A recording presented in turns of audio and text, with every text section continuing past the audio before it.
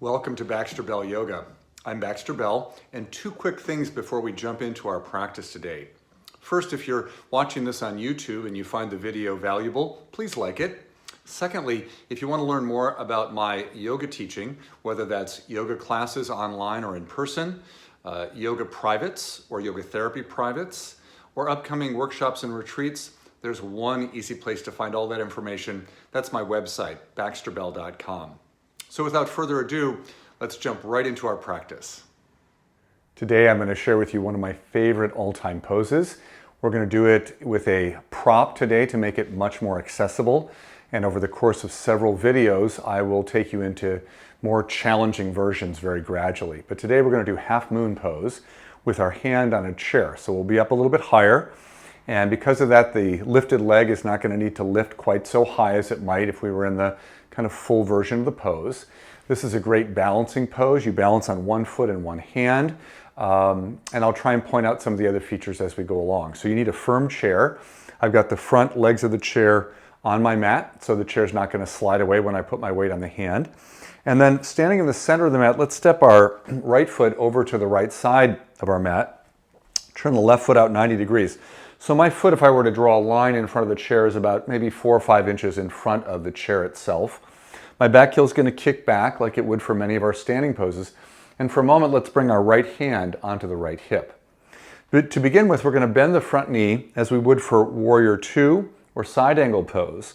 And then as if we were coming into side angle by tipping down, we're going to reach out, lift the back heel up a little bit so we can come a little further forward and place our left hand on the chair seat.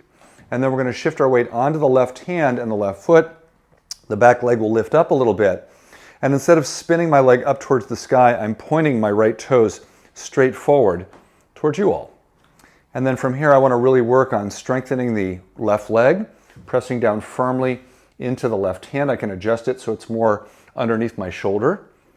And then the other thing I want you to think about here is the angle of the pelvis. So I'm not stacking my top hip on top of my bottom hip. I'm rolling that top hip forward just a little bit. I can look forward. Sometimes looking down is better for balance, but especially with the chair, we might be able to look forward comfortably. And then possibly at the end, we'll take the top arm and reach it up towards the sky. So to come out, we're going to bring the hand back to the hip. I'm going to look down toward my chair, bend the left knee a little forward, step the right foot back and down. Notice I'm really reaching back into that foot and then pushing into the front foot, come up and out, bring the arm down and turn the feet even. Step back to the center of the mat for a moment and just enjoy both feet firmly on the floor.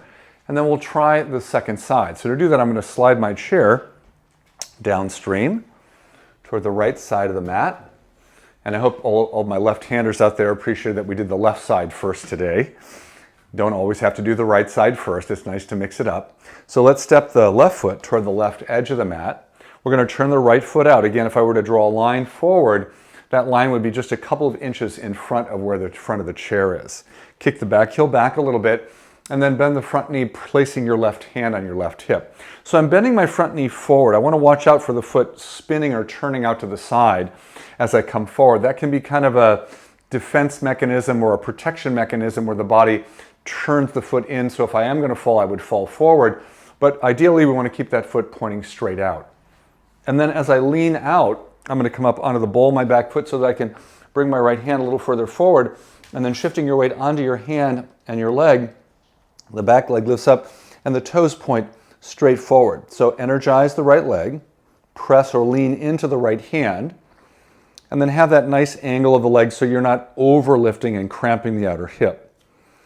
From here again, remember the angle of the pelvis is slightly tipped forward, bottom leg very strong. You can look down for balance or forward, and then if you feel like finishing it off with the arm reaching towards the sky, you can. As many of you already know from watching my other videos, I'm not a big fan of turning the neck to look up. It tends to stress the bones in the cervical area, the neck area. So I prefer looking down or forward. To come out, we'll bring the hand to the hip. We'll start to bend the right knee straight forward as we reach back and down with the back foot, so it's kind of a reach back, and then pressing into the right foot, bring yourself up and out, turn the feet even, and step the feet together. So we spent about 6, 8, 10 breaths on each side, and certainly you can start off with shorter amounts of time, and then work your way up to longer amounts of time as you get more acclimated to being in that balancing pose, the half moon pose or Ardha Chandrasana. So I hope you had fun with that today. Play around with that in your home practice. And remember, even better than these short videos is joining me for a full live stream yoga class. So check out my website for that information. Please follow me on both Facebook and YouTube at Baxter Bell Yoga. If you're on YouTube, please like the video if you found it helpful. Until the next time, thanks for joining me. Namaste.